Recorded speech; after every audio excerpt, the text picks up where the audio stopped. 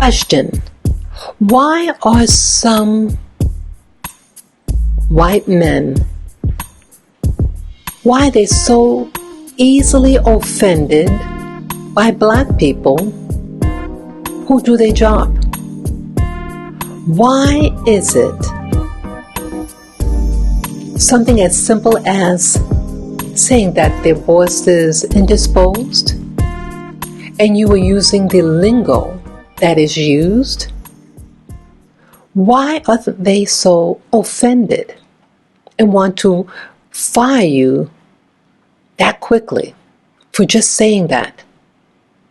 Why, when you're doing your job and you report an incident, why you aren't believed by the white man and you are relieved from your duties and are let go? Why? Why in all this? Why, even with the person by the name of Jeffrey Epstein, why he's able to do things and nothing happened to him initially? And when he was arrested the first time, why was he given more or less a work release program so that he could leave and sexually violate teenage girls? And if it were a black person who was doing something of a lesser degree, why they are hounded, given the stiffest of penalties? Why? Well, maybe the question behind the 20 and back super soldier program, secret space program, maybe this is all about vanity and their own insecurities. Say, you know something? Their behavior is offensive to me. I am offended by their behavior, and I won't stand for it any longer, and I'm going to expose it. So with that being the premise of what you're going to listen to in this audio, please listen to the whole dialogue here. It is eye-opening and food for thought, and maybe is the basis for all these stories that you hear on this genre. So, sit back, relax, get your favorite beverage, and enjoy the show.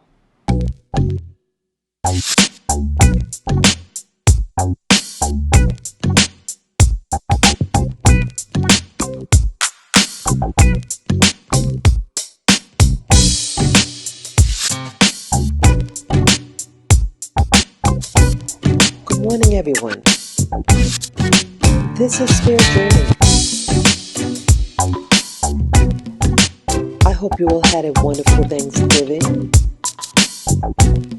which was yesterday. The time now is about 4:15 a.m. in the morning. I've been awake now for at least a good hour. My mind is reviewing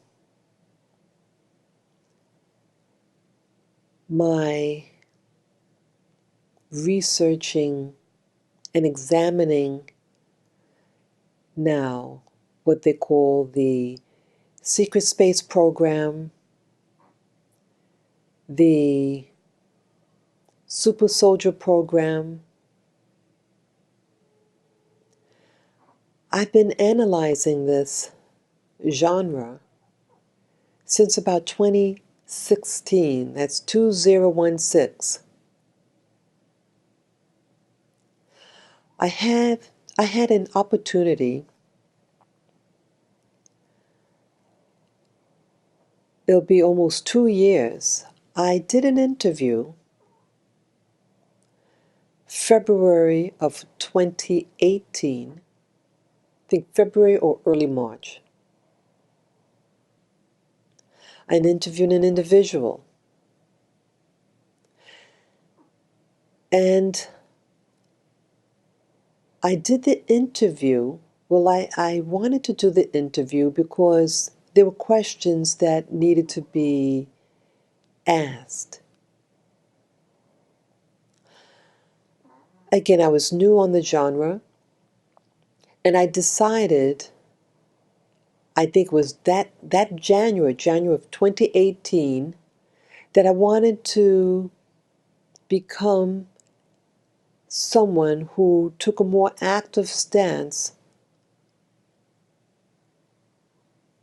and becoming an interviewer of individuals who claim that they have been kidnapped, enslaved in this secret space 20 and back phenomena. The first individual that I heard about was the late Max Spears. I was just fascinated by the whole genre. A young European man, very youthful and strong. And he talked about different things about the what I call the hidden hands of a world that was very, very intriguing to me. Almost like a James Bond type of phenomenon. It's just something like bigger than life, entertaining, because I don't think I really took it seriously. And again, this is not to trivialize those people who are traumatized by their experiences in that genre of the secret space or the super soldier program, the 20 and back. No insensitivity about people who claim that they were victimized by this. In no way do I want to trivialize it.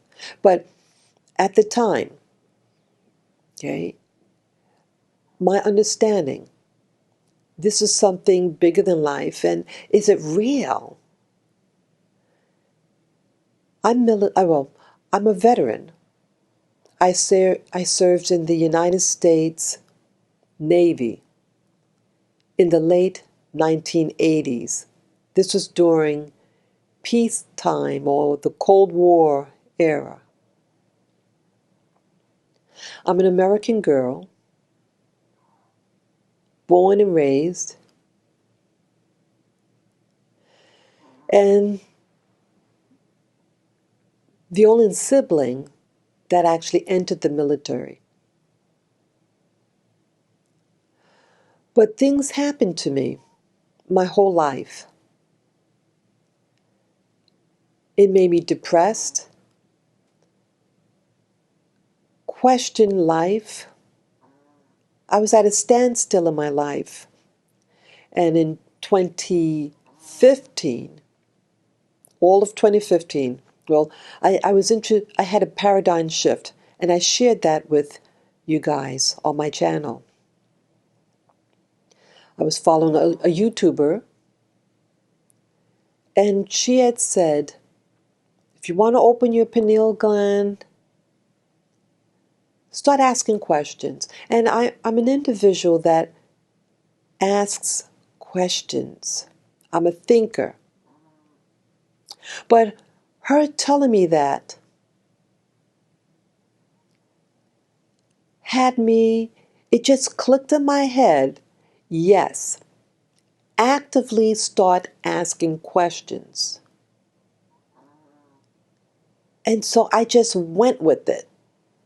I was already on the path of questioning, but to just hear it being said, ask questions, it just resonated. I think that's all that I needed at the time. And so by that was like December of 2014. So by when January hit of 2015, I was out and about. And the person had also written a book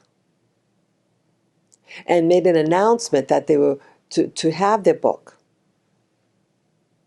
in November of 2014. That first week of December 2014, I had gotten the book as well. And the whole paradigm of what her book talked about really shook me. And it shook my current system of belief. So yes, when 2015 hit, I was like in a daze, questioning things. I was very unstable in what's true, what's not true. And so I began my journey, my real spiritual journey. So by 26, so I was on the internet excessively. And I got introduced to the genre of about human consciousness and this new paradigm system, and even ayahuasca. All that came into play. And so when I learned about Max Spears, and he had a companion who also claimed being part of this program of the super soldiers. And again, they don't really like the term super soldiers, but that's what it's known as. So that's the only reason why I'm using that term, because that is the genre term. But these were primarily Europeans, white people, who claim to be have a certain heritage, a bloodline, and due to those factors that a certain group of people want to utilize these people for these programs. These individuals were taken as children, were sexually and physically violated, brought to what they call Montauk, Long Island, New York, and gone through what they call MK Ultra.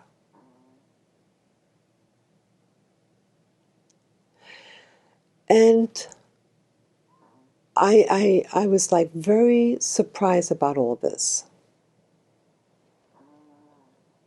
And then I got introduced to two other individuals. These two other individuals were American. The others were all European. But these two experiences of this phenomenon, being taken as children, were brutalized sexually, physically, mentally, every type of perversion and cruelty were done unto them. But what was interesting about these two Americans, that they used the term that they were slaves. They were enslaved, and they didn't glamorize. They seemed to me more rustic about their experiences. They weren't trying to sugarcoat it. they seemed genuine in their, the emotions. They were emotional and they were angry. While some of the other individuals, they made it seem more like that they were, I don't know, these other people just seemed questionable. Yeah, as I said, they weren't glamorizing it. It was not something glamorized. And I think that appealed to me about wanting to listen to their stories because they made it sound credible.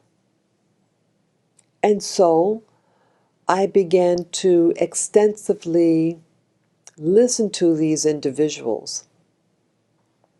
And my being a person whose Black/African ancestors were slaves and brought here to the Americas, I was captivated by that, by hearing that there are modern day slavery/human trafficking. See, now the term is human trafficked because the term slavery in the Americas it's almost exclusively referring to Black people and people of that race. It puts in visuals in your mind when you hear the term slavery of a strong Black man with no clothes on who looks terrorized and depressed and with heavy chains on them. You think of the movie Roots, all that picture. But now you have what they call human trafficking. And there's a different visual. This term human trafficked, you visualize a white person, white female. They have clothes on. She may look beautiful. Or it might be a young male wearing nice clothing. You don't see the same visual imagery. It also has a glamorized portion to it. But when I heard these other Americans talk about their experience, it just appealed to me to examine further. Moreover to this whole genre, why I decided to examine this phenomenon is because I started to, well, in my examining, and I've mentioned this also. So you have just a few women out there who are interviewing these individuals. I just really know of one major researcher, and there's two others. One of those women it was someone who was part of that program, and another one who came out maybe in the 1970s, 80s, and became a researcher. But she mostly interviews about space and extraterrestrials, while the two latter came out later. One of the researchers came out maybe 10, 11 years ago about conspiracy theories. Okay? And one day I heard this American researcher, interviewing a man about his experience being a scientist in the world of space travel and all that. And when that person announced that they had seen a photograph of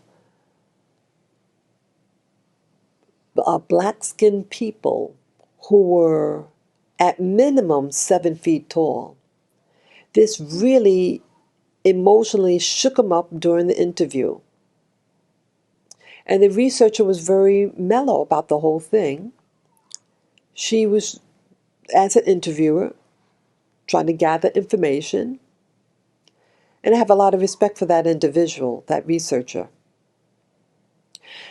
And then I saw another video regarding that particular interview with the scientist and the researcher on this thing on space and conspiracies. And he was very, very upset and started name-calling the researcher, using such pejoratives against her. And I felt it was unfair and very harsh. And I said to myself, and this is the key, because this interviewer, this person who was criticizing the researcher, who's been around now for maybe 11, 12 years, I said, this person doing the best they can. And again, when you interview someone, this is not an interrogation. She's not a detective and arresting somebody and demanding answers. No, she's a researcher, and she's talking to someone, and that person, other person, is doing her the benefit of even listening to her ask questions. That person doesn't have to answer a damn thing.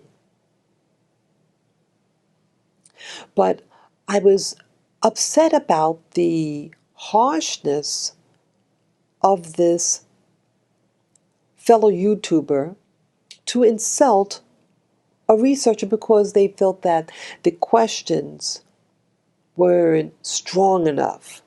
They didn't insist on an answer. And the person who was saying these harsh things, again, a fellow YouTuber and a black person, black American person. And I told myself at that point, I said, it's not that many black researchers out there. And if you want an answer to your questions, rather than cursing somebody out because you listened to their video and you didn't like how the interview went. So I decided for myself, I'm not going to be that type of YouTuber and insult people because you don't feel that it wasn't a good enough interview. I want to become an interviewer. So I started really watching videos on the genre, really understanding. And the following month, I wrote down the things I wanted to accomplish that year, who I wanted to interview. Yes, I did. Because I was really hyped up. I said, I don't want to be like that other YouTuber, insulting people and potty mouth. I'm going to be an interviewer. I'm going to interview people directly,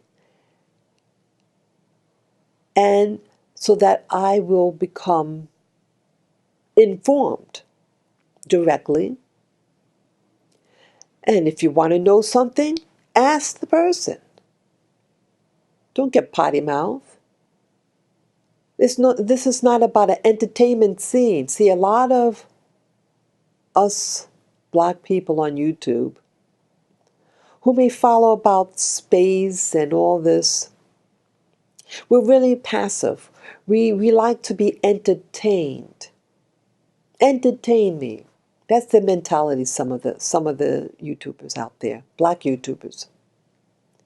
They criticize, they say all these bad things about people who are actively pursuing answers. Well, I'm not going to be one of those type of YouTubers. I want to be an active participant and ask questions. So, I reached out to 2 people actually. And I feel also very strongly, because I'm an outsider, I'm of a different race, I'm a black woman, born and raised in the United States of America, and I'm a veteran of the United States Navy. So, I reached out to 2 of the people who claimed that they were, the term they use, that they were enslaved.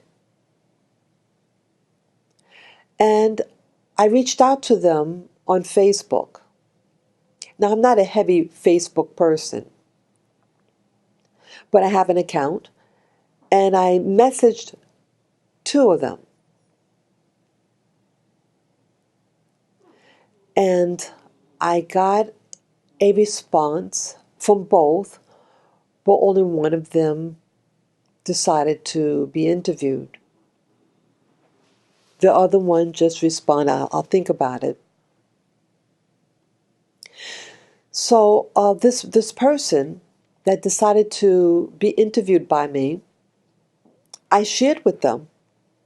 Since I don't know this person, I've never met them, but I watched their many interviews extensively and would write notes on the videos that I saw, the interviews that this person did. And again, because I'm an outsider, he doesn't know me.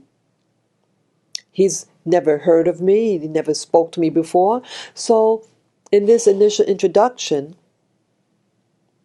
I give my name.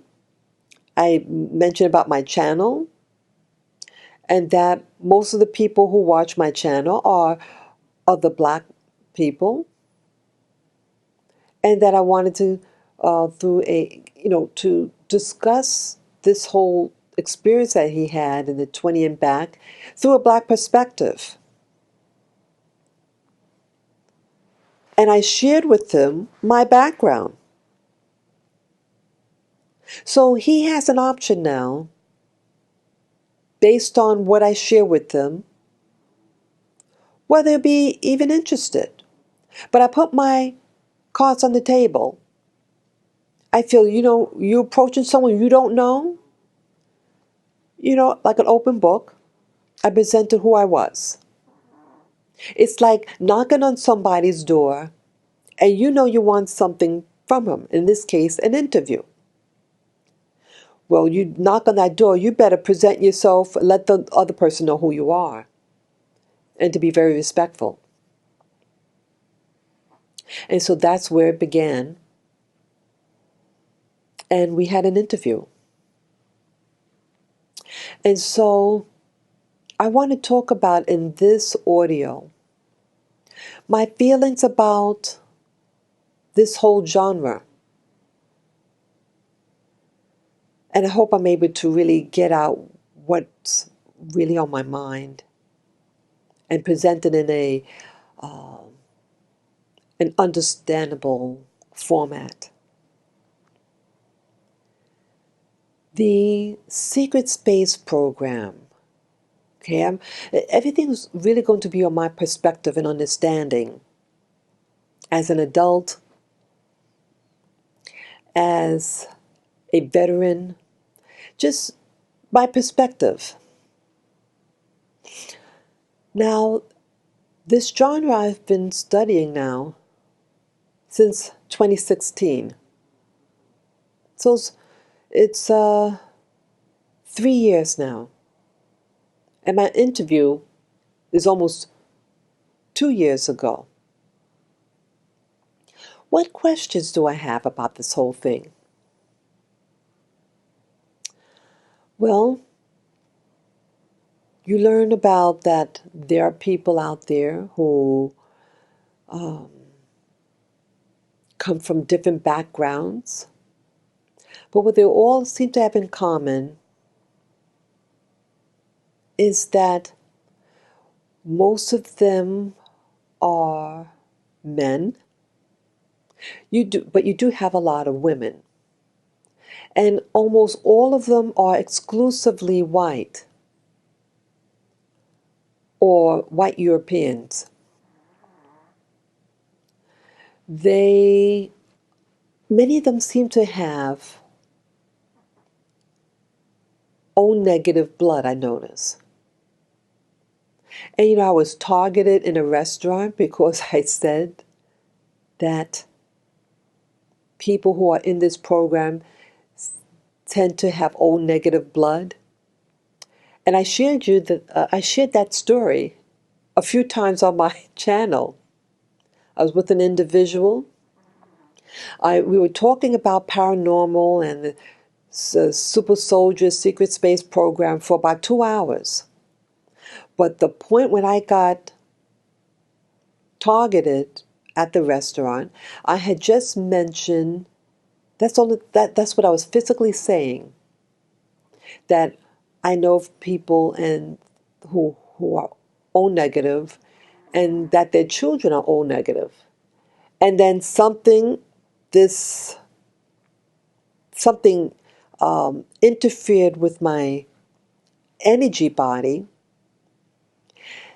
and I felt physically weak.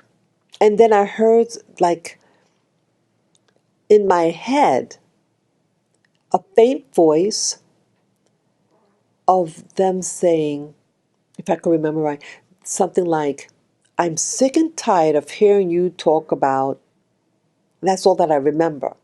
And then something hit my heart, something energetic made my heart start to race uncontrollably. I went to the ER. They did tests. They did see that I had what they call tachycardia, means irregular heartbeat, and it was beating very fast and strong. I mean, very, very stressed. I was there for maybe 2 hours. They said, your heart's, calm down. You're free to go now. You stabilize. That next morning, severe earache and diarrhea. I didn't tell the hospital that I thought I heard a voice in my head, a quiet voice, but it was yelling. It was an angry American accent female voice. So this whole genre is really personal to me now. That incident happened last year in May 2018. So this is real to me, this whole subject. I felt violated when that happened.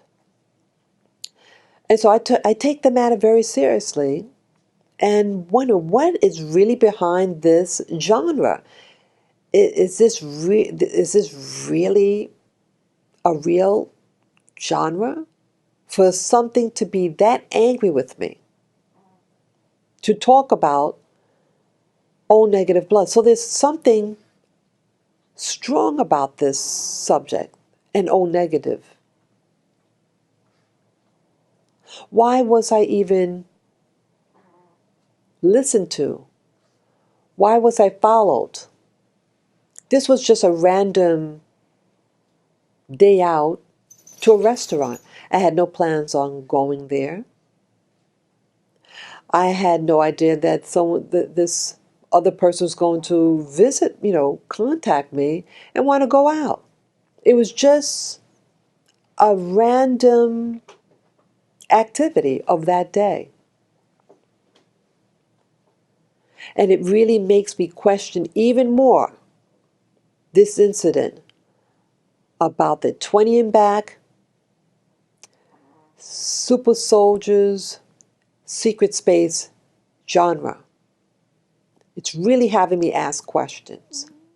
So here you have people who claim that they were human trafficked. See, that's the 21st century term, human trafficked, not enslaved.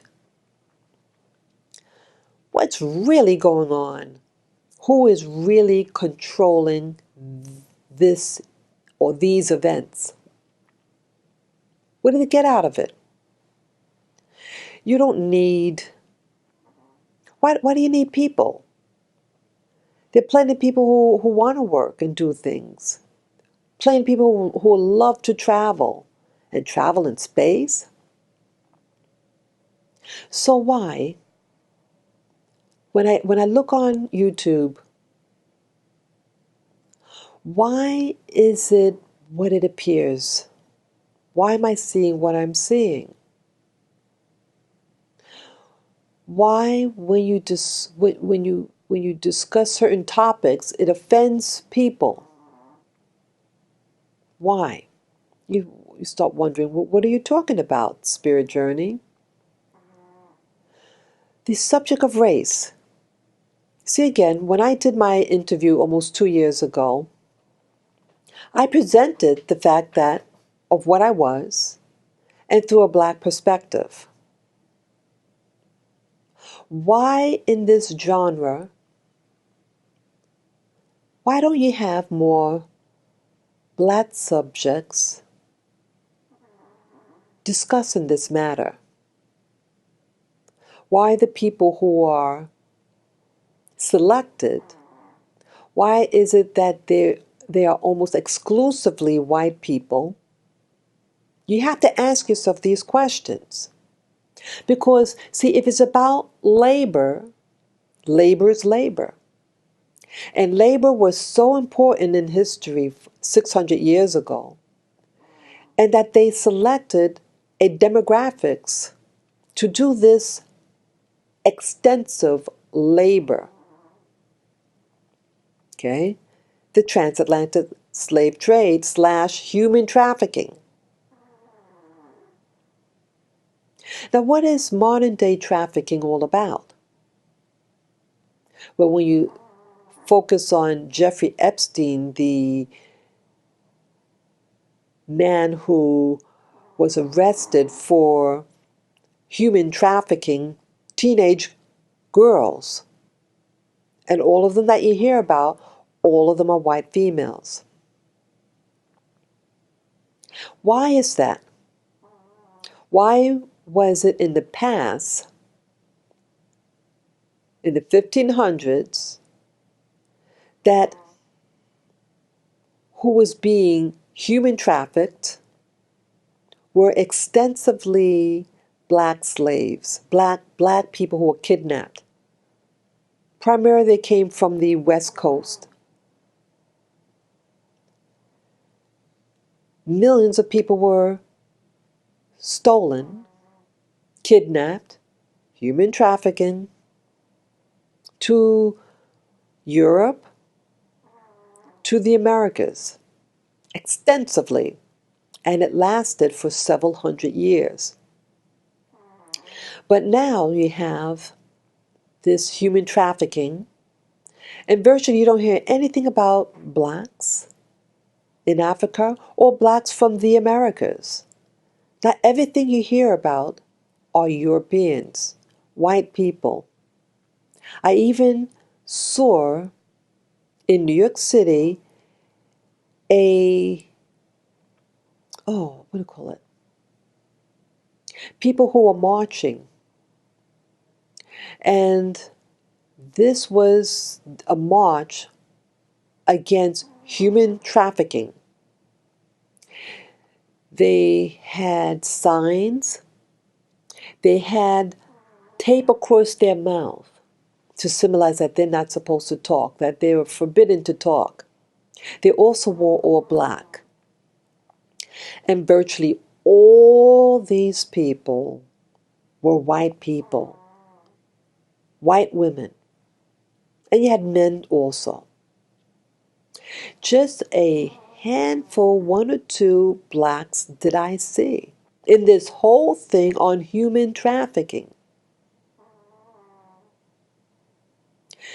So, on YouTube, in this genre, all these other people are also whites and Europeans. They are being taken as children. That's all of them seem to say that they were children and brutalized. I even asked the person that I interviewed, why is this such? Why aren't there a lot of blacks in this? Because I'm thinking, in my perspective, well, you talk about labor, blacks have always been used for their labor with regard to Europeans or white people. So why aren't they not being utilized in all this? They're not being part of it. It's a question that I have. And the answer I was given was that, well, black people is harder to mentally control them as white people, and that it'll be too expensive to do. So I asked myself, is that the answer?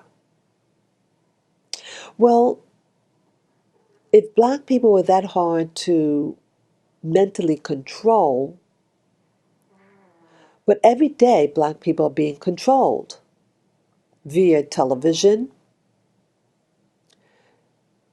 the news, newspapers, music, we're all being manipulated mentally. And you look at the prisons. Now, if black people weren't easily controlled, there'd be no black people, I think, in prison. Okay, yes, you have whites who are in prison, but in comparison, percentage-wise of a demographics, black people outnumber, percentage-wise, white people. So how are blacks being mentally controlled? Through those things I just mentioned. And physically controlled by setting up laws that target the social atmosphere of black community. Laws like 3 strikes laws, and then you're in there for life. So you mess up 3 times, what's that, 3 felonies or 3 something, and it can be trivial.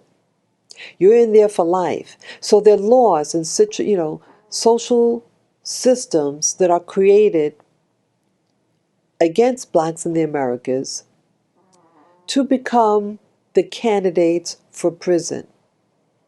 Well, what are you going to do in prison? Now I'm thinking the kidnapping ring, the trafficking, wouldn't you want to utilize a group that you have unlimited supply? They're strong. They have higher endurance for pain. And historically, blacks have been used by whites to do many different tasks. And if they're in prison, what are you going to use them for? Well, that's what I'm thinking where the secret space comes from. This secret space program was going to utilize, because again, the 13th Amendment, to abolish slavery, but you become a slave and can be utilized as a slave once you get put in jail. You lose all rights. So, I also come from the military. I'm a veteran. And I notice that there's a high proportion of black people in the military. So you have a secret space program of super soldiers, and if most of the people, but the highest percentage, not the number, not the quantity, but percentage wise, many are black people, black men. So that is the perspective that I ask these questions, because it doesn't make sense to me. And that's the element in all this genre that I really have a question about. Its legitimacy. That is this really the truth? But instead you see who you see. You see white men and white females. And they do various assignments. The person I interviewed did what they call stores. They're in charge of inventory, things, supplies going in and out.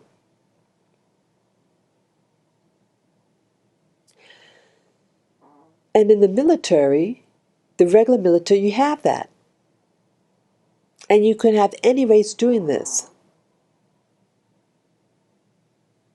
And then you have those who go to what they call assassins. So I'm thinking all these things shouldn't really require a particular race to do. But for some reason you have this.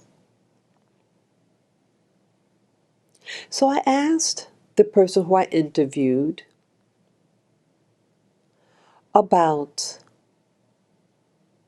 their experience when they're out there. Did you see any black people?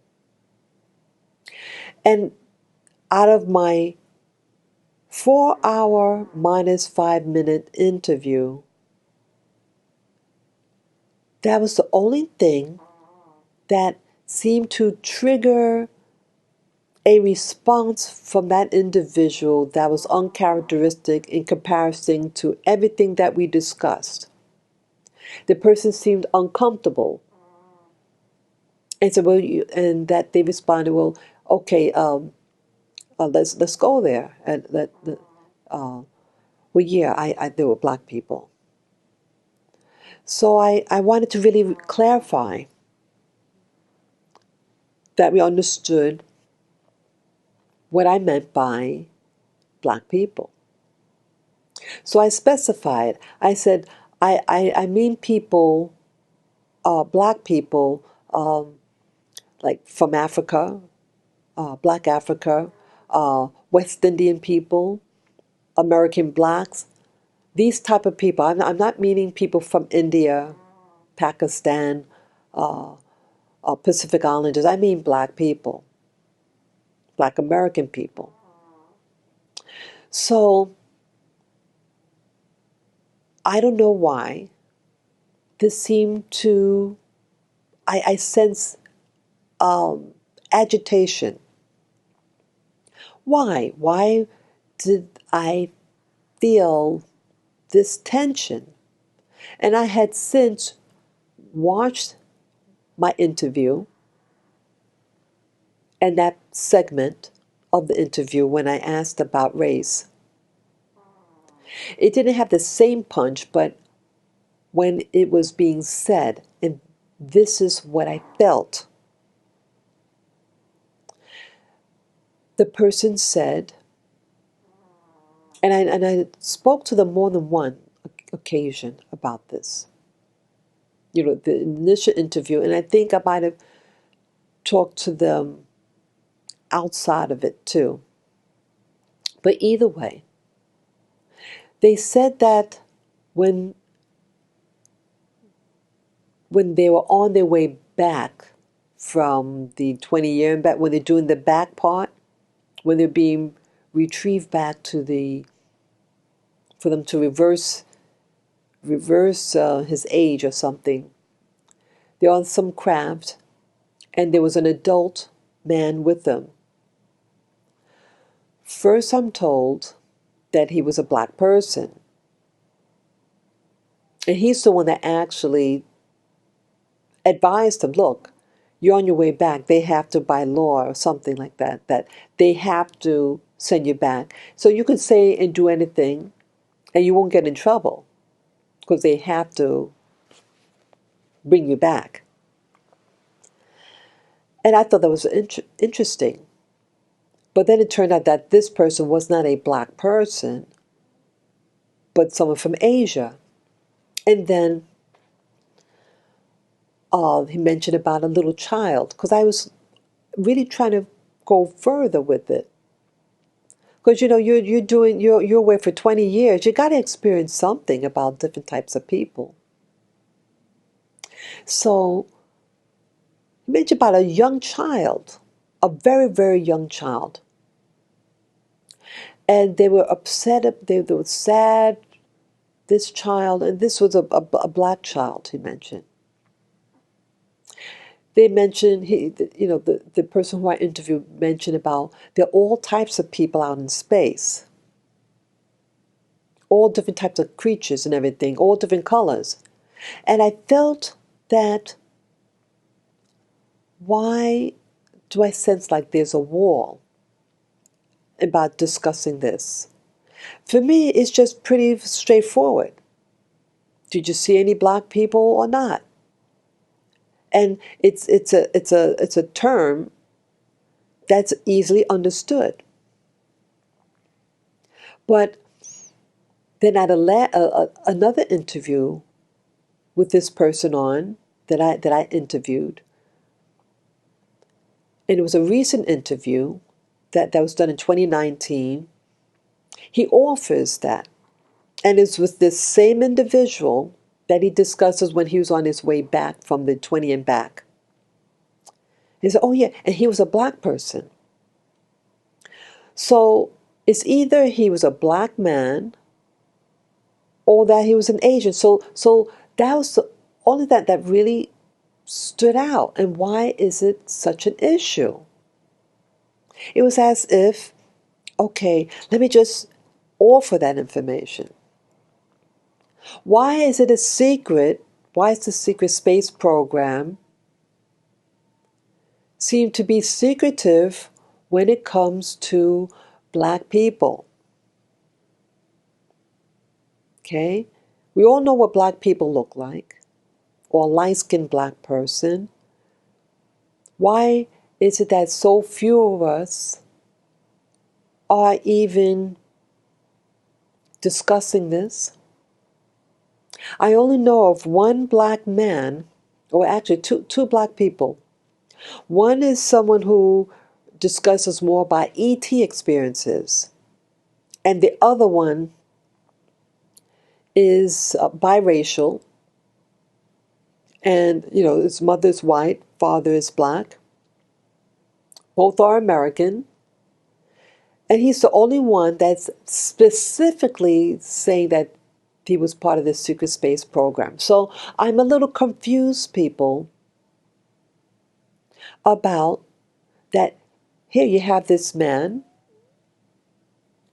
He's would be classified as a black person or a biracial person of black heritage, right? And he's in this program. So I'm also wondering why that individual, why that only, so it's only really one black person that's specifically stating that he was part of this super soldier program. Why is that? Why is he the only one that I know of? But it's never question deeper. Now, see, I'm talking through a perspective of someone who's been in the military, and in the military, blacks stay with blacks, and whites stay with whites. In general. In general. So if you're going to bring on this black or biracial individual, they'll be with other people. Because, see, people are social.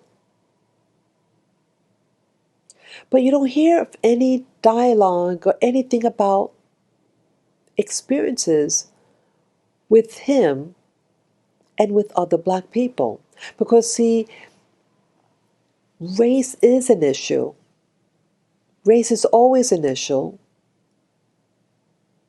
But why is it hidden?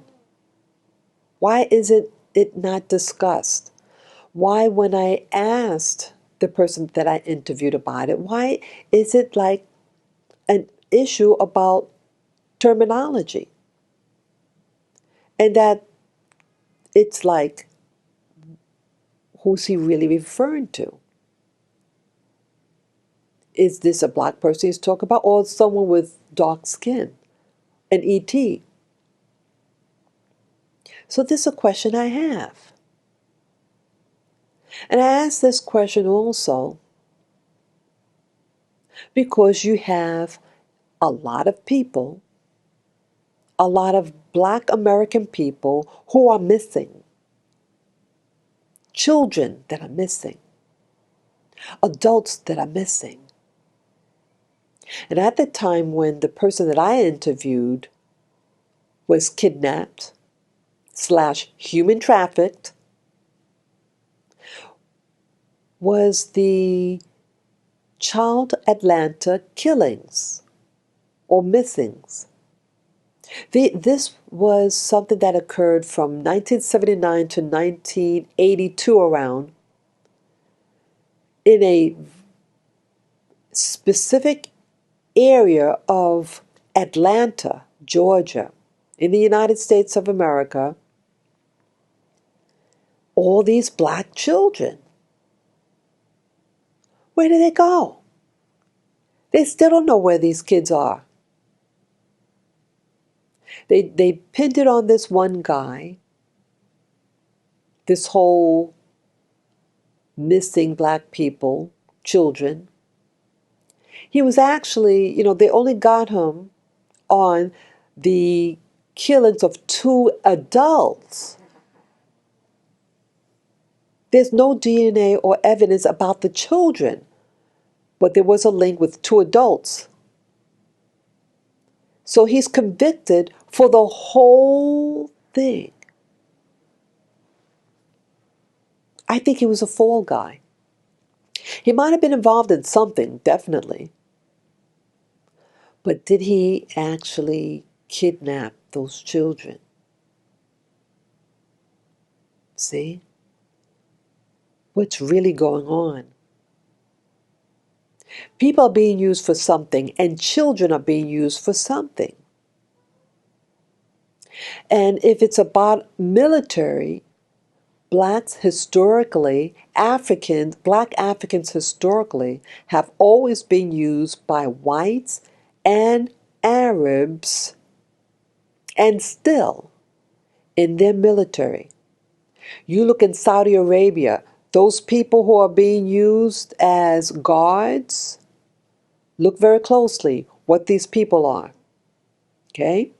Look very closely at what they look like. You look in the United States, who are in the military, percentage-wise. Who's overrepresented in the U.S. military? Black people. So now you got a secret space program, super soldiers, okay, 20 and back. But you see us not represented in the discussion when there is a, what do you call, not convention, when they do a talk, a discussion. You don't see them represented. You don't see them. Why is that? Why is this whole genre dominated by white men? I asked myself those questions. And then I asked myself the question about this copywriting. I think it was earlier this year. You have one of the guys who does extensive talks about his experience, the 20 and back and these ETs, that they're going to copyright the term 20 and back and some other genres, Blue Avian. Why is this? This is getting ridiculous. So I'm thinking, how legitimate is this genre? You get a white man who wants to copyright a term. When you copyright it, you are saying ownership. Why is this man feeling that he needs to copyright a term and thus possess it and thus could make money off of it? This is questionable to me. This adds question to me about the legitimacy of this whole genre. See, it's becoming so much more hyped up, and more people are being attracted into this genre to even have conventions and, well, not convention, but this discussion where you meet in a central area. That means you have to book a hotel, that you're going to have people who are going to maybe sell items, right? You have people who sell products, T-shirts, things to help you meditate and clear your mind and trauma. You have that. And they're all white people, and they're making it into a business. How could you make something like this into a business when this is all about human trafficking? People who are relating their human traffic experience. Whether you're being used as a super soldier, you're saying that you were taken as a child, raped, drugged, tortured, satanic ritual abuse, right? And now you go on the interview circuit and discuss it. You get invited to go on different television programs and share about your experiences.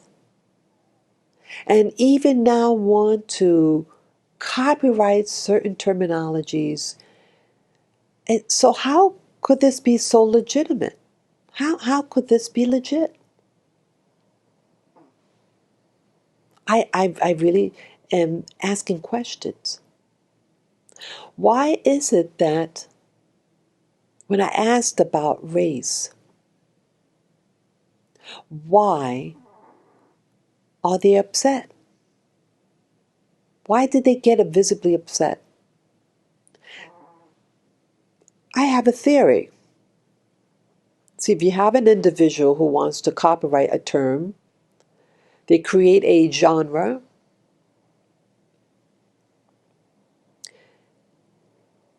It's a story. Just like you have people who want to be noticed. They don't act traumatized. Okay? They don't act like somebody who's been through hell and back. They wouldn't stand for something like this. Someone who's been violated like that, you're going to, and again, this is about experiences. It should be an outrage. Say, what? You want to market my pain and suffering? This is not a laughing matter. You have to start thinking, people. Maybe why it's a sensitive issue of race and black people specifically, because maybe in their story of the super soldier, secret space, 20 and back, this is a genre that was possibly crafted behind closed doors by white people, and they didn't figure you in the mix.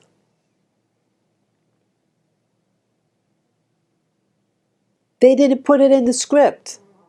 And so when you ask a white person that was in the program or alleges they had these experiences, it gets them unstable. It makes them uncomfortable.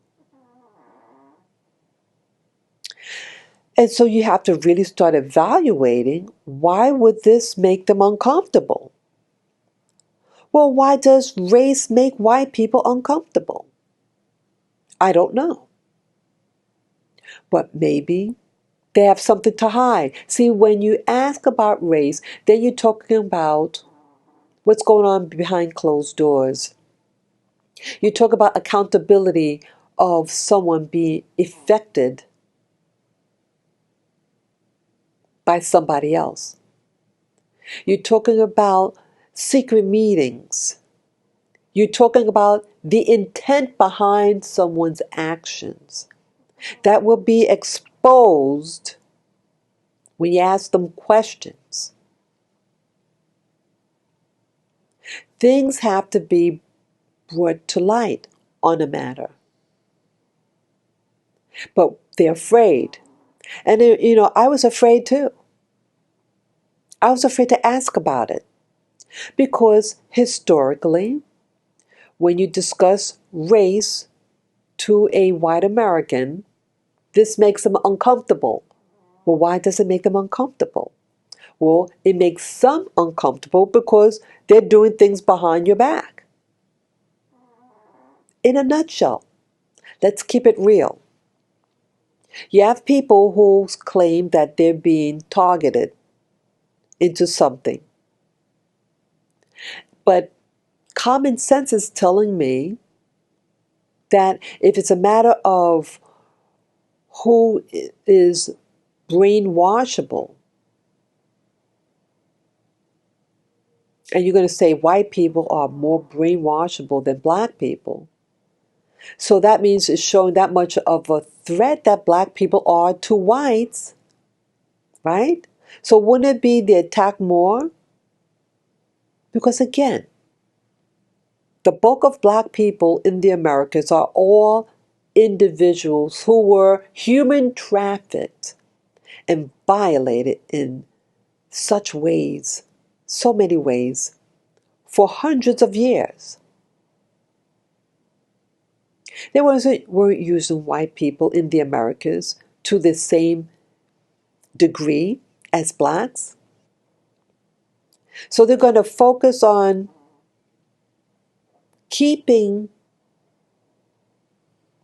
focusing on white people to do all these elaborate experiments to control them to use in some activity. When in reality, black people are being targeted every day through various mind traps. Every day, you get any black person living in the United States of America, especially if they're born and raised here, and especially if they're here for generations, they are being brainwashed, socially controlled. Okay? So this proves to me that the reason behind us not being in this thing, because we cannot be brainwashed, and so it doesn't fit. Okay? And historically, we are still being used at a higher degree, military, also the correctional services in the United States. So all these things is showing that we are being used. I want to know, where are we? We're becoming missing. We're missing. Where are we going? Where are we going?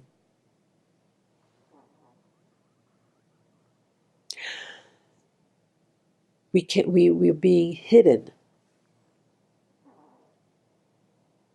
And you have this genre of people who are saying these horrific things that are happening to them. And then here, when you ask about it, and when you're a black person asking about it, but why? Why was the interview I was to do, why was it withheld? Not withheld. Why was it rejected in the last minute? Why is it a question whether something is going to be aired live or Google Hangouts, because that's what I used before, Google Hangouts of YouTube. It was a successful video. Why did they back out at the last minute? I asked myself that question. I shared with this person about things that happened to me since the interview that I did, the first interview. And why did it make a difference it being live? Well, when something is potentially a live stream, see, then the person may feel that they have to be very careful what they say. And maybe having something that's pre-recorded gives them a sense of safety, of being asked certain questions. I mean, a question is a question, whether a question is done live or pre-recorded. So I start to think, why would this make... You ask yourself that question, people. What would make someone afraid to be on a live stream? If this individual has done live shows, discussions, then they're not shy. So what am I getting at? What it sounds like. What does it sound like to you people who are listening to this audio? What does it sound like to you when someone doesn't want to be taped live? Okay? So this puts question to me on the validity of what this person is saying.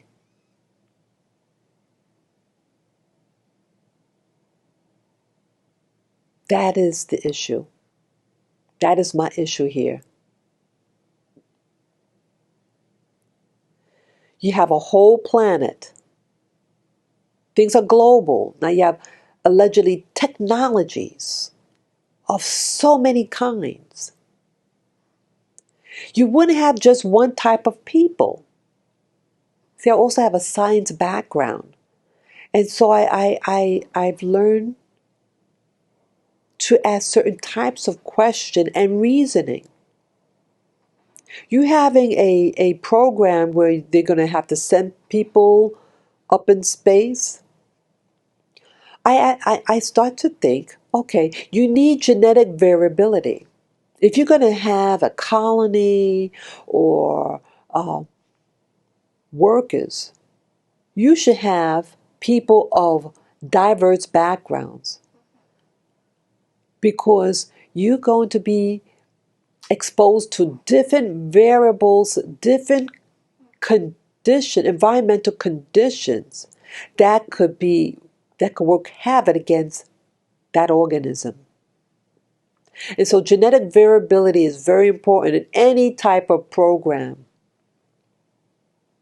because then this is leaving you very, very vulnerable in warfare. Because your enemies, because we all have enemies, your enemies are going to find that weak spot and say, hey, they only have such and such a variable. Well, that could be used against them. And then boom, they can do a strategy of warfare against that specific group, thus leaving them to vulnerability and destruction. But they're just saying, well, we just need them to have O negative or a Rh negative blood type. They all have to have blue eyes. They all have to be Caucasian. If that's the case, you can just do a genetic map on those individuals, find their weak spot in those genetic traits, and use a weapon of warfare against them and wipe out the whole program.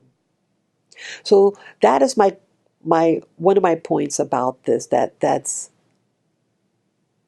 making me feel, is this really a real program? I mean, yes, there is MK Ultra. There are records that were classified that now is unclassified, so we have access to those documents.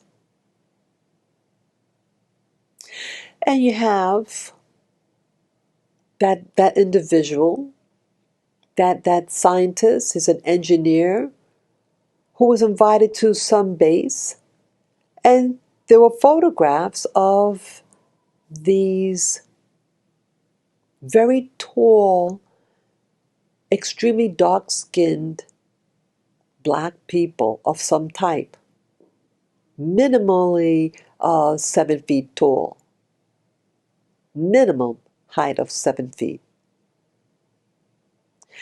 And so I asked myself this question. You have a man, a scientist, who shares that information with an interviewer. Why is it being held back? And that's also expressed in that YouTuber, that black YouTuber, who was angry at that interviewer for not digging deeper about the subject of black ETs.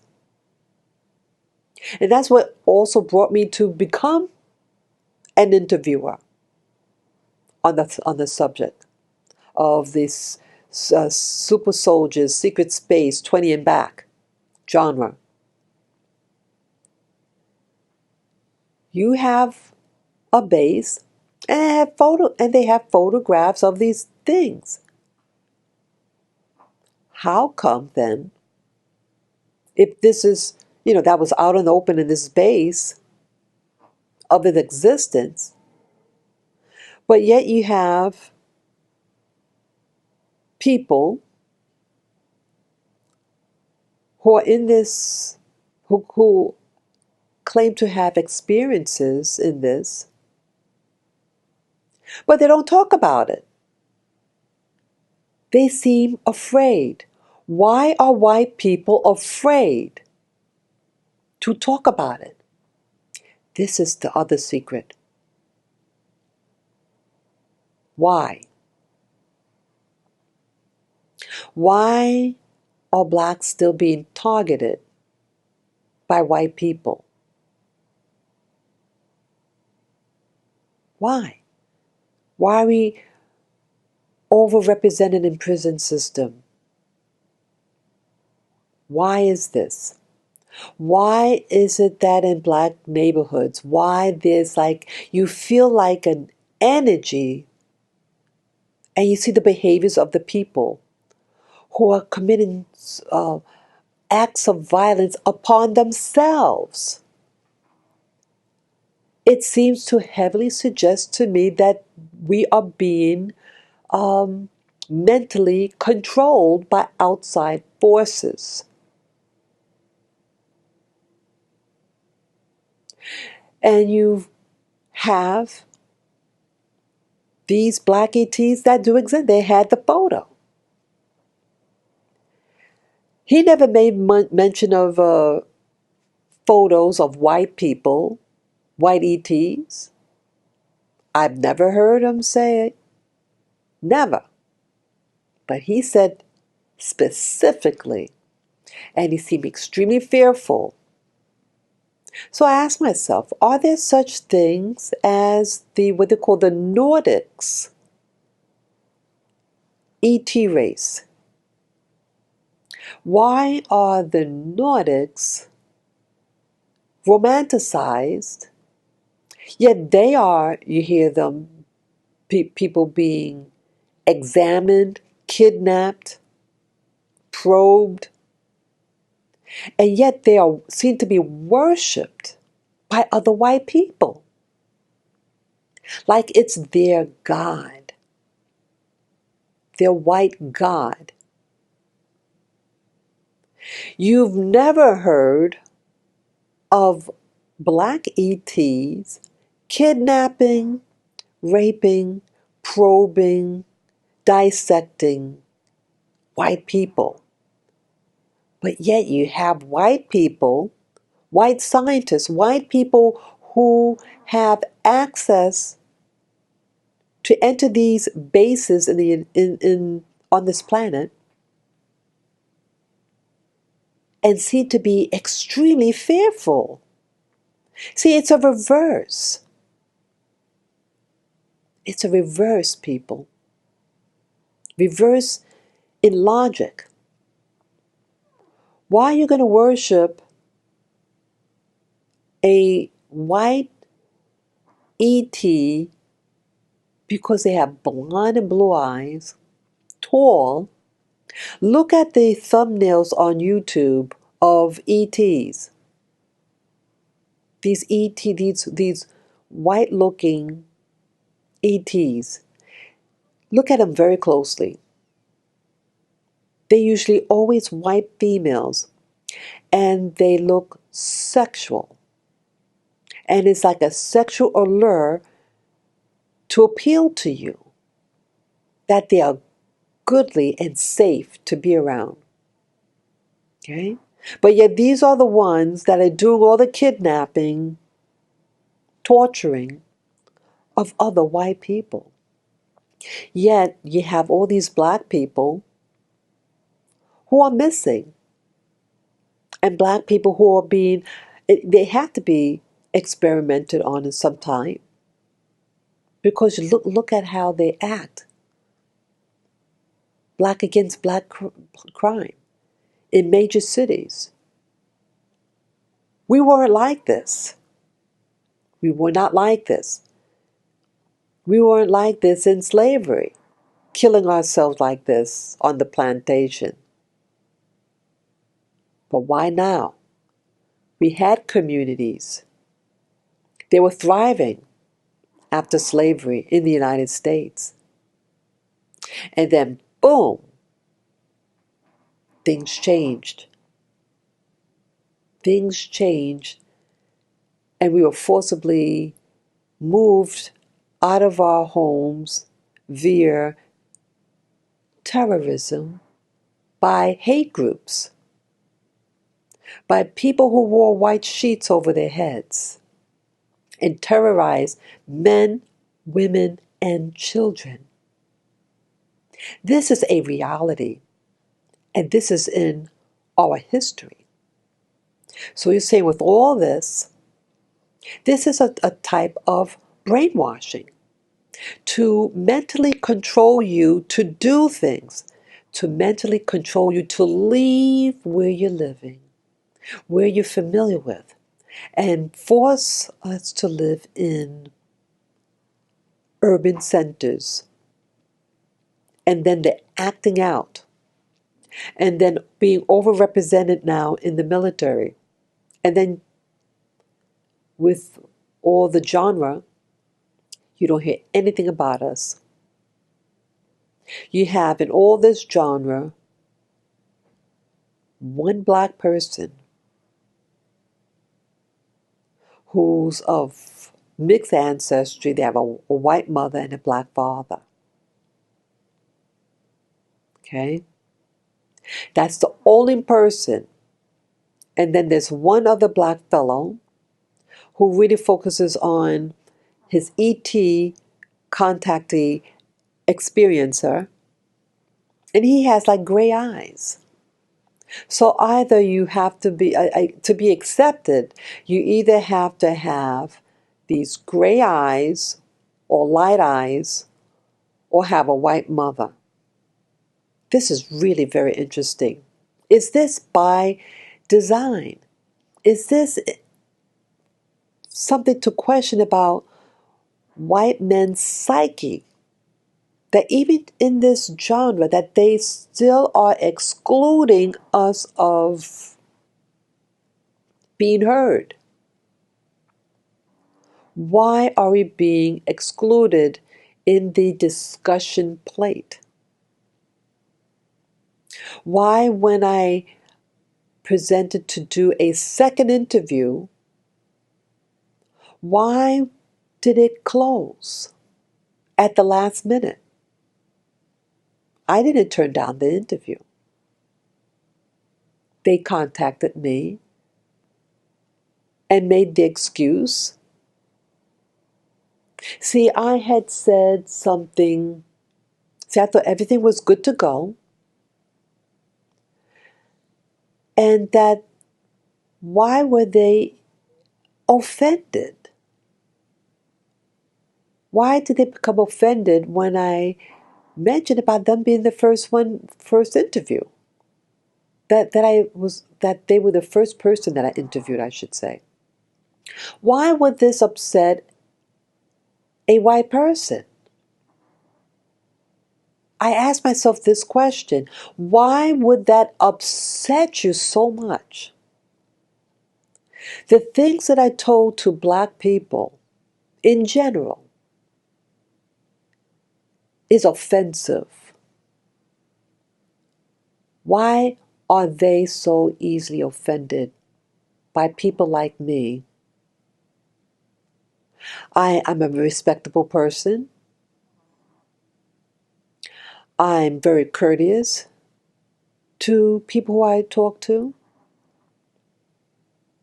I felt I handled this person with kid gloves, gently.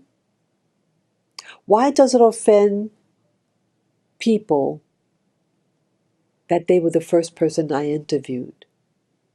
So you start to wonder, that is this a game, this interview, this whole genre to who's going to talk to who, really a genre about popularity?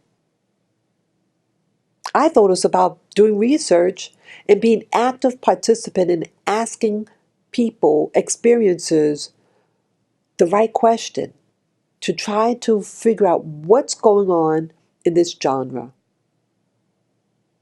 Why are you so offended and easily offended? Of all the stuff that has happened to you, you're going to get angry at being the first person that I interviewed, even though it is the longest video that I could find on YouTube, 4 hour minus 5 minute interview. I have, let's see what else. Some of the channels that this person was interviewed on, they have less subscribers.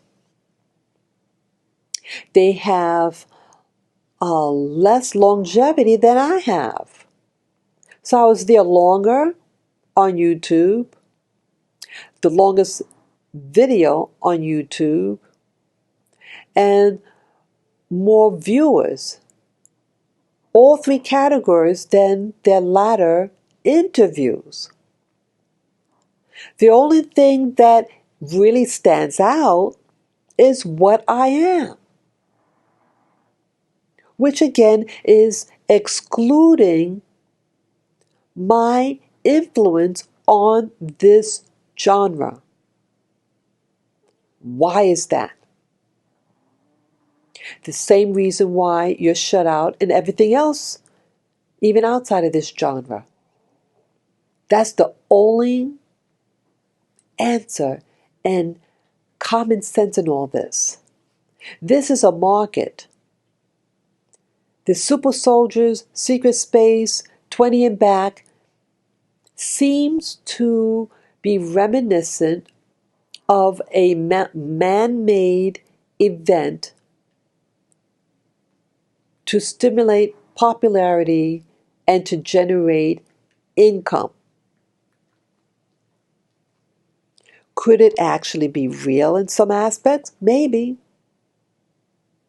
But the reasoning, just like the reason behind the last interview not being done, it had nothing to do with it being a live interview. It was already done live before. Google Hangouts live. No, Google Hangouts on air. It was done pronto. No editing. Just as is. Boom. What you see is what you get. So again, it's like something wanted to be controlled. A controlled genre. When something is live, then it's not controlled. Why do some individuals want to control the 20 and back? The super soldiers, the secret space. It's all being controlled by white men primarily. This whole genre of control. People are even making movies, right? The Jason Bourne series. Now it's a TV series. Okay? All these things. See, some things are just things being controlled. And when you control things, you rule them. And in this rulership, what they're telling me by their behavior, it's all about behavior. It's not about race, it's about behavior. And this behavior that I have experienced a little over a month ago, when I was rejected, was an excuse. The excuse was, oh, I was concerned about it being live. Well, I said that it doesn't have to be live. And as for time, they had the power all along of time. They decided what time and day. So that shouldn't have been an excuse. And it being live, you already done a live one. You're not camera shy. You've been in conferences. We have many people in the audience. So what is it? Why and who is controlling? Is someone controlling him? See, now I'm offended. I am offended. I'm offended because that I'm an honest individual. I'm a seeker of truth. I question things and I want to understand what's happening in my life. And I shared with that same person of an incident that a dream that I had. It was like I was half awake, half asleep, about the Germanic woman / scientist who was doing some experiment on me, and wanting me to allow this animal to devour me. It was really bizarre, and the first time that ever happened to me. Unreal. Very bizarre. So I believe that there are things and science being done on many types of people.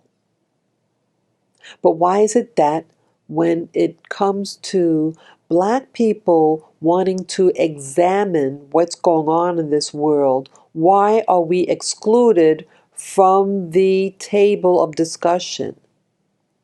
And the only Black people that you see in this discussion are someone who has a white mother, someone with light eyes, and that's it.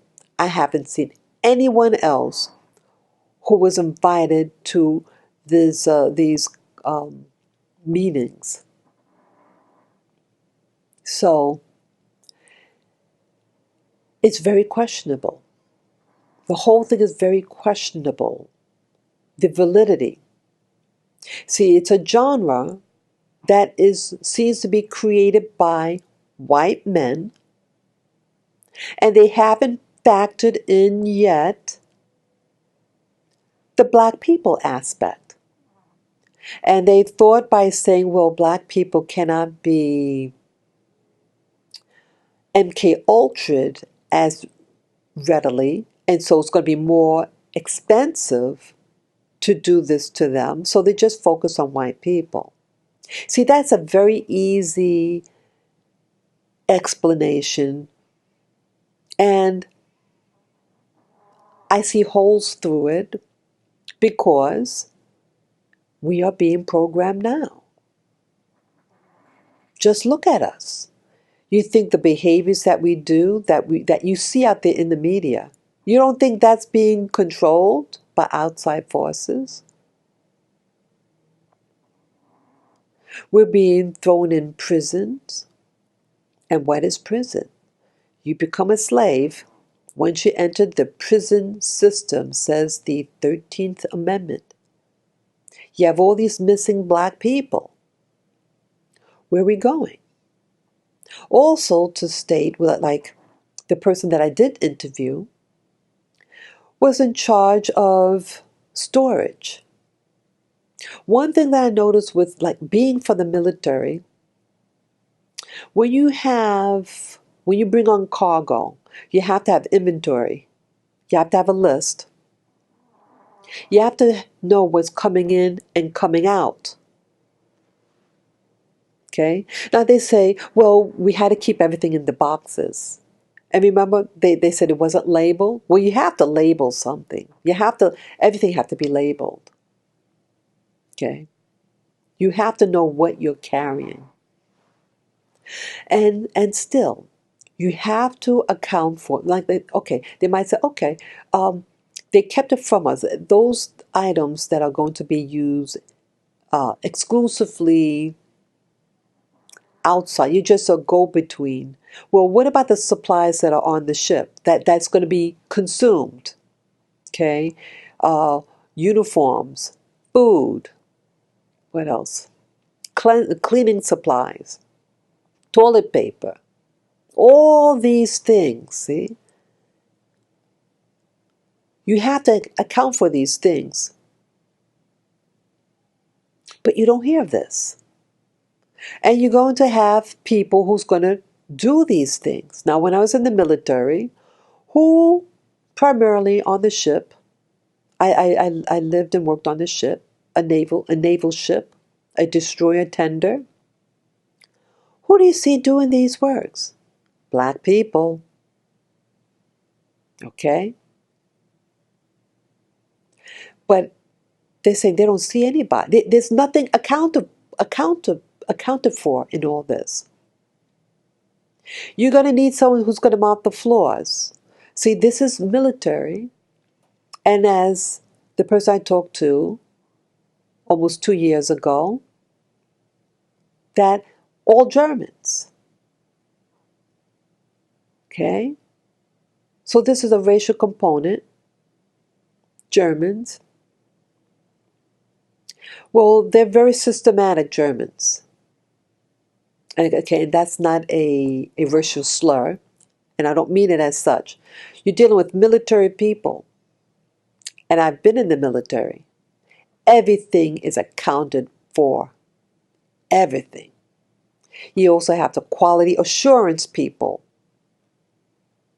You have to have people, what they call, you have these inspections, and you have to do this extensive cleaning. Things don't get cleaned by themselves. People have to clean it. So you have to have time when people have to do these cleaning and last for hours. He never discusses that. It's never discussed. Okay? People have to wash dishes. Who, when I was in the military, who did the washing of the dishes? Okay? Black people. Yes, that white people do it. But who do it as a job? Like they entered the military to do kitchen work. It is the most grueling work imaginable. And part of your initiation in the military, you do kitchen work. Okay? So you have to have people preparing the food. Okay, conveniently they say they got machines that materializes food. Okay. Now, does the thing have packaging? Who made the machine? Okay. The things that they sleep on has to be made by somebody. And who made those beds? Or who repaired them? Black people. Okay. You have to get supplies like shampoos, soaps. Who does the cleaning of the shower room? See, sometimes they get so like, oh, well, they have this fancy machine that does that, that cleans the bottom of the. Okay, who does their laundry? Who does laundry? Okay, you don't need someone with a high IQ to do laundry, right? So who's going to do that? See, so you have to have, that's section.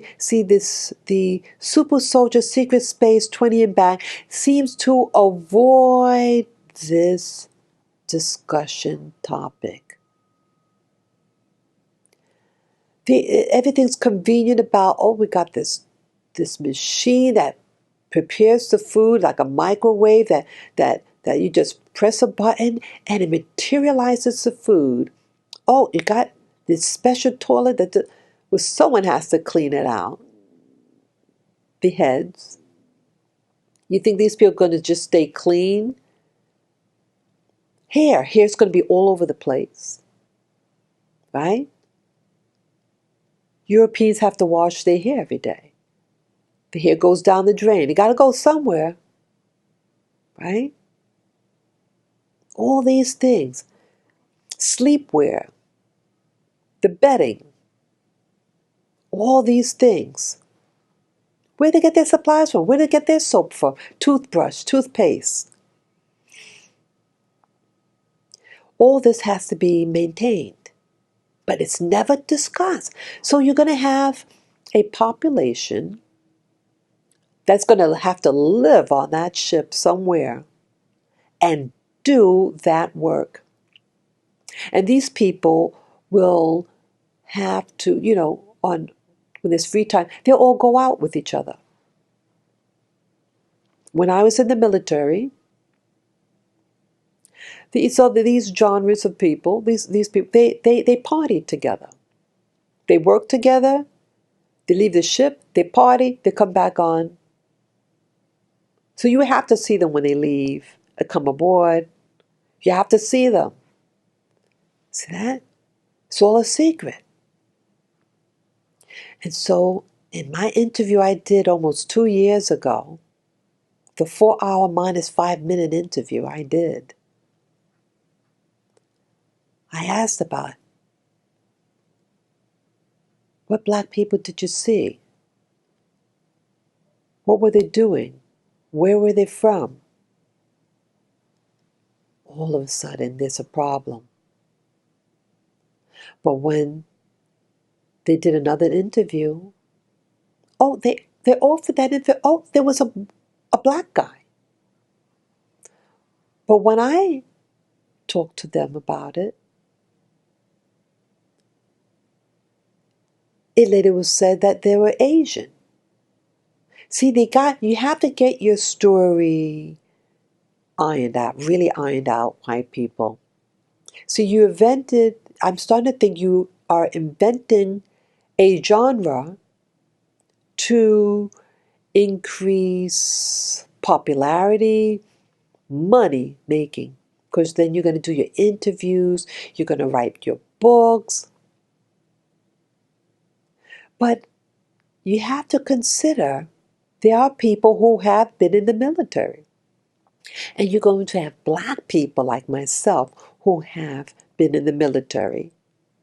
And they have their perspective because of what they are and what type of jobs that they have designated for black people.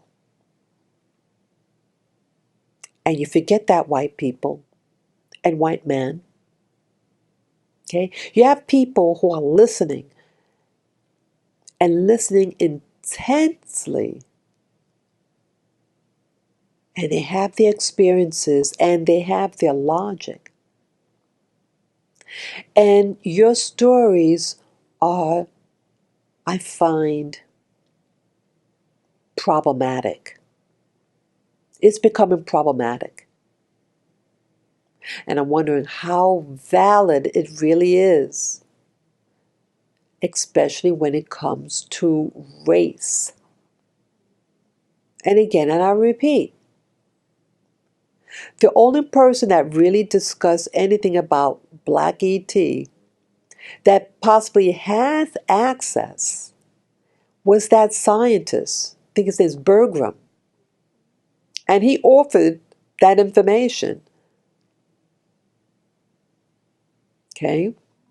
And the interview he did, there's most of the interviews on that individual were edited.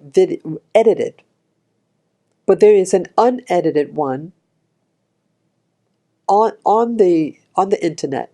You have to listen to the unedited one because the edited one makes it appear that that they didn't want to discuss it. It just left you hanging. But you have to see the whole video and get the full perspective on it. The person wasn't, the interviewer wasn't hiding or, it has a different perspective, excuse me. So listen to the whole interview, not the edited version of it. So this Bergman made mention. He's the only one that openly, and he has access to things because he was a scientist. And he was about 90 years old. He has a book out and he researched the data that was provided him. And he just saw it because he was invited to this base and he saw photos. So black people do exist. And these black people frighten this white individual to such a degree, yet you don't hear anything about it in the 20-year super soldier secret space genre of discussion. And not even the person that I interviewed made mention of these people. Yet he's on all these bases, had access to supplies coming in and off the ship, but yet it's not discussed. And you find also in this genre that it seems like they're all connected somehow. They go to the same talks, conventions or whatever. The same people. And they interview each other. Back and forth. Back and forth.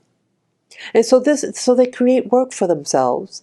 They only interview and talk to people who they know. See, I'm an outsider. They don't know me. But see, these people are friend interviewing a friend. So they're going to support each other and they're going to support their story. Okay? What they're selling a story.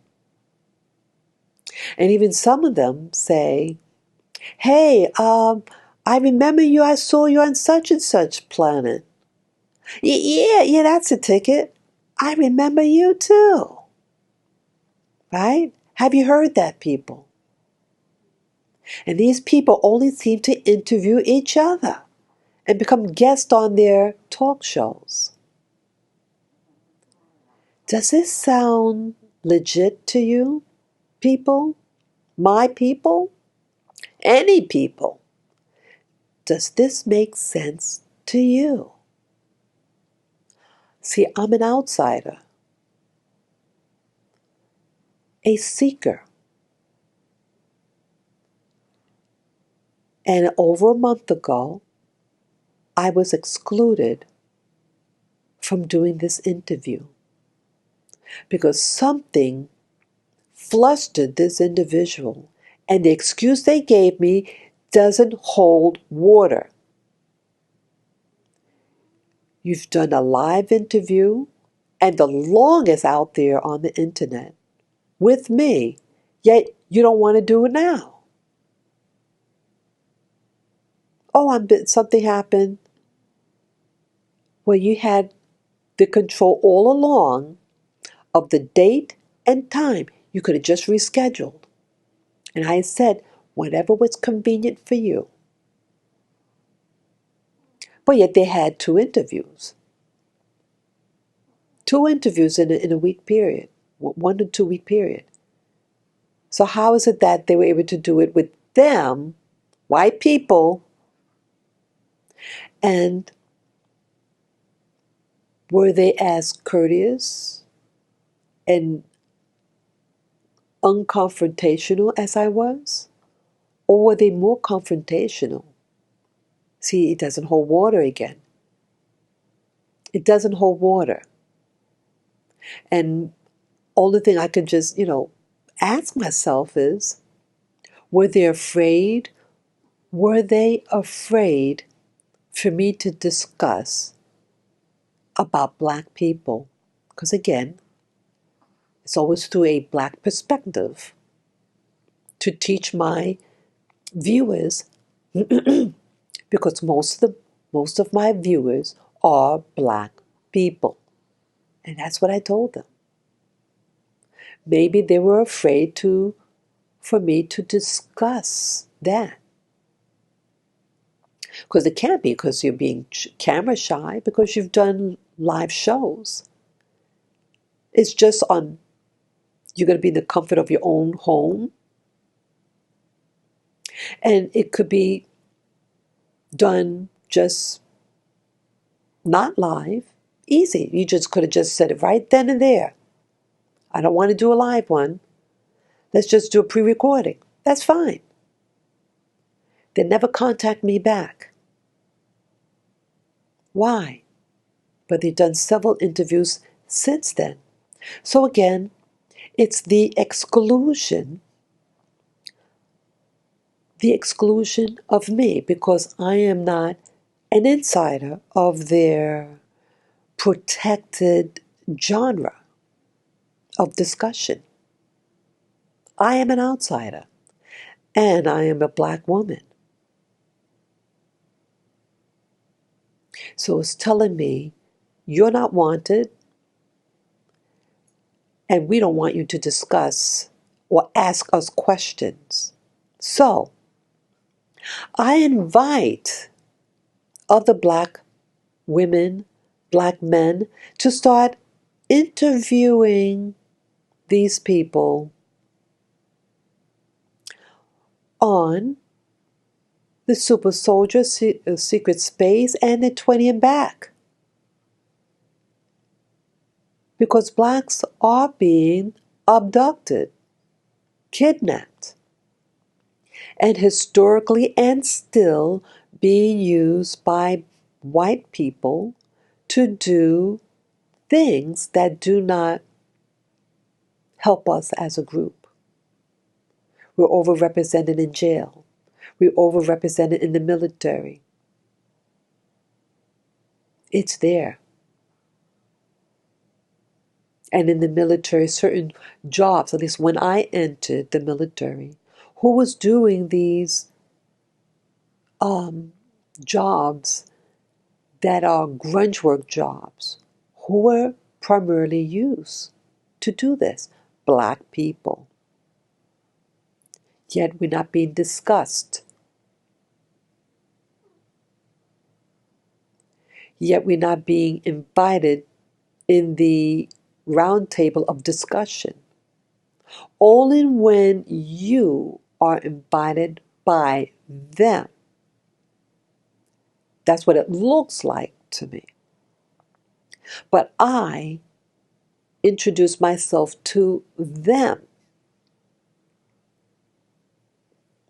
And when I came back to do a follow-up, see, before I came back, everything was cool. They told me that they liked my interview.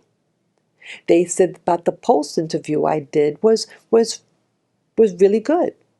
Some of the questions that I posed. They were never offended, but now they are offended. He was offended when I mentioned that he was my first interview. So now I'm not important enough. I'm not good enough. Yet, in all rationality, I was supreme to the other interviews. But yet, I'm no longer good enough to be spoken to be interviewed, but yet other people are. See, other people, other white people, aren't going to be interested about black people. And I am. I'm authentic. I am authentic. And so whether or not they ever be interviewed by me or not, or come to me, they're going to get an authentic person asking them questions.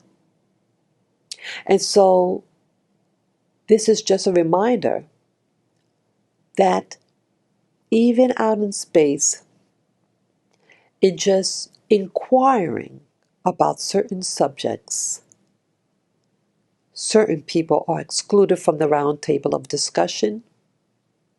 And it's the same thing.